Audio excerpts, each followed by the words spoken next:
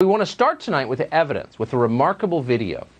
This video was recorded a little over a week ago, on November 28th. The man you're about to see speak is a professor from Beijing called Dong Cheng.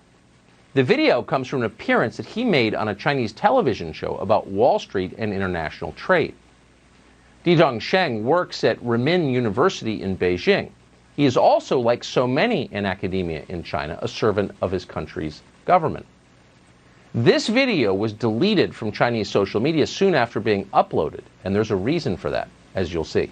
前边特朗普政府跟我们打贸易战，那么我们为什么搞不定特朗普政府？啊，为什么以前1992年到2016年之间，中美之间各种问题都能搞得定？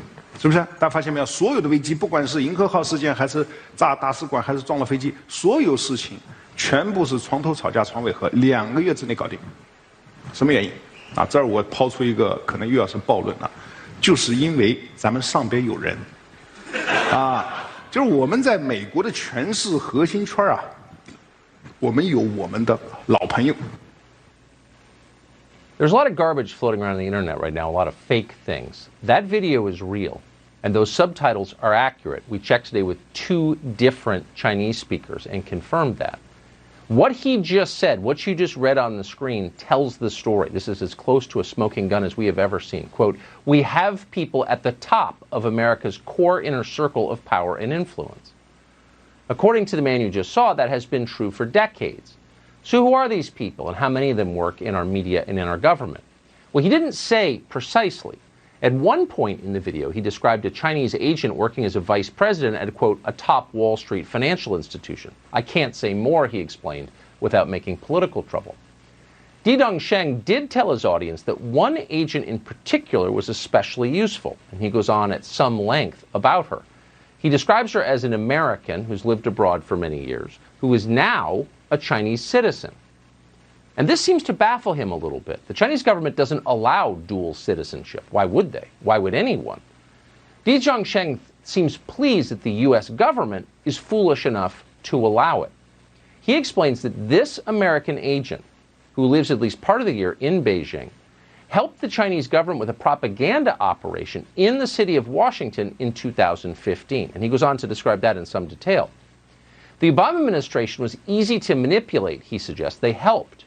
The Chinese had many friends among the Obama people. The problem came when Donald Trump was elected. After that, he says, everything changed. 是呢，就过去这个30年啊，过去40年，我们在美国的他的这个利用他权势核心圈，是不是？我前面讲过，华尔街在1970年代开始对美国它的内政外交有非常强的影响力，啊，所以我们有路径依赖，是吧？ 但问题是，08年之后，华尔街的地位下降了。更重要的是，16年之后，华尔街搞不定特朗普，为什么？很尴尬。特朗普以前对华尔街有过一次软性违约，所以双方有矛盾啊。当然，这个细节我就不多说了，时间可能已经来不及了，是吧？那么，这个中美贸易战过程中，他们也试图帮忙啊。据我所知，美方的朋友跟我讲，这个试图帮忙，但是啊，力有不逮。 Since the 1970s, he said, and he's an economics professor, you should know, Wall Street has had enormous influence over the way the United States government operates, over American policy. The Chinese government, he says, has enormous influence on Wall Street.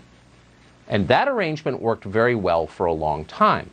Then Donald Trump unexpectedly was elected in 2016, and Wall Street was infuriated. Wall Street can't fix Trump, he said, but they tried.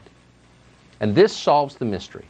If you're wondering why our political class has stood by and allowed the Chinese government to degrade this country and our way of life, why they've stood by as the Chinese government has flooded the United States with deadly opioids that have killed hundreds of thousands of people, or have stood by as the Chinese government ripped off billions in intellectual property from our companies, there's your answer. Earlier this year, the chairman of Harvard's chemistry department was arrested for taking $50,000 a month from the Communist Party of China in return for sending secrets and referring top scientists to Beijing. It barely rated as a scandal. You may not even be aware it happened. Why?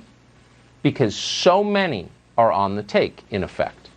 Donald Trump was an impediment to this very lucrative arrangement. And for that reason, Di Zhangsheng explains in the video, America's most powerful elites, and he calls them that, got to work on electing a new president. Again, read the words at the bottom of your screen as he speaks. 但现在呢？现在我们看到拜登上台了，传统的精英、政治精英啊，这个建制派，他们跟华尔街的关系是非常密切的。所以大家看到吧，拜登的儿子被特朗普说你在全球有什么基金公司，发现没有？谁帮他建的基金公司啊？明白吗？这个都有买卖啊。那么，所以这个时候啊，这个时候我们。Oh, Donald Trump, he notes, because the Chinese do pay close attention to what we say here, Donald Trump has complained about Hunter Biden and his ties to the Chinese government. Those are real, he just confirms. So now you know why you weren't allowed to talk about Hunter Biden's laptop, why big business aligned as one, the tech companies and the rest, to suppress that story, because they were implicated in it. Back in October, we interviewed a man called Tony Bobulinski. We interviewed him because no one else would. Tony Bobulinski was a business partner of the Bidens. Here's what he told us about China.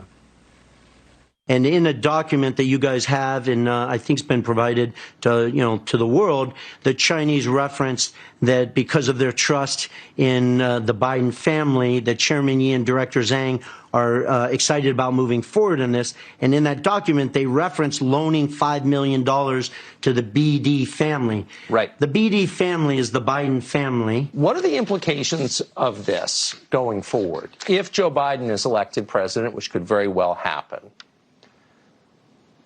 how does this constrain his ability to deal with China?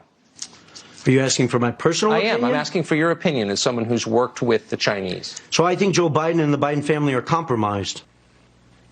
I think Joe Biden and the Biden family are compromised with China. Looks like he was right about that, and it looks like the Bidens are far from the only ones who've been compromised.